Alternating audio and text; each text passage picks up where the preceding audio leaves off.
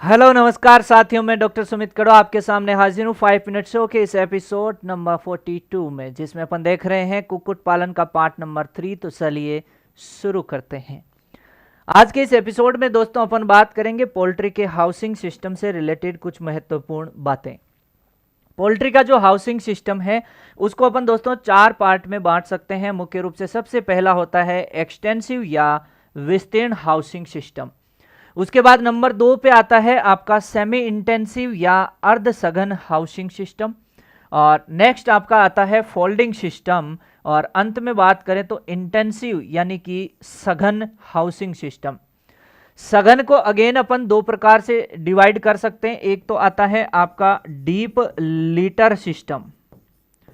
Deep litre system के अलावा जो दूसरा यहां पर देखने को मिलेगा वो पिंजरा प्रणाली या जिसे केज सिस्टम आप कह सकते हैं।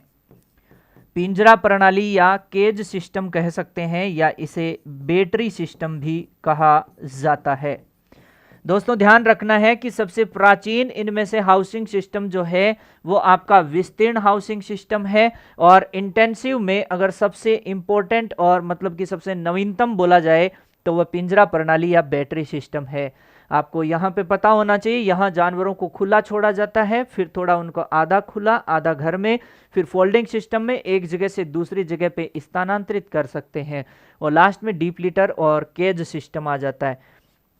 नेक्स्ट यहाँ सबसे पहले अपन चर्चा करें यदि डीप लिटर सिस्टम की, तो दोस्तों डीप लिटर सिस्टम के अंदर अगर देखें तो यह प्रणाली क्या होता है, इसमें एक कमरे या बाड़े में नीचे बिछावन बिछा दी जाती है और पोल्ट्री को खुला छोड़ दिया जाता है। यानी सबसे पहले अगर अपन चर्चा कर रहे हैं तो यहाँ पे ये जो डीप लिटर सिस्टम है इसके बारे में चर्चा कर रहे हैं।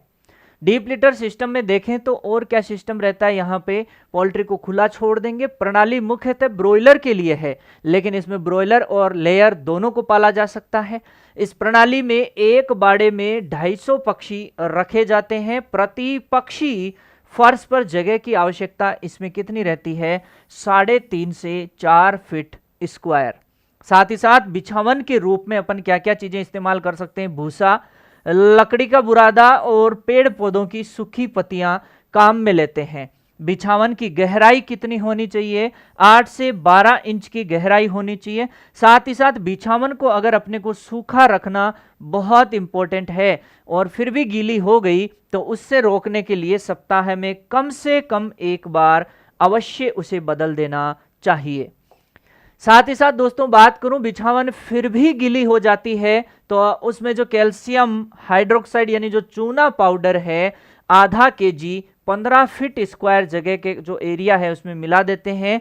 चूने की जगह यहां पर सुपर फॉस्फेट भी मिलाया जा सकता है। आप देखें डीप लिटर सिस्टम के क्या क्या बेनिफिट है कि पोल्ट्री का जो मल है वो अगर बिछावन के साथ मिलता है और उस पे फिर जीवाणुओं की क्रिया होती है तो यहाँ पे विटामिन्स का निर्माण होता है। सबसे इंपॉर्टेंट विटामिन B2 राइबोफ्लेविन और विटामिन B12 यानी चिक growth factor animal protein factor का निर्माण होता है।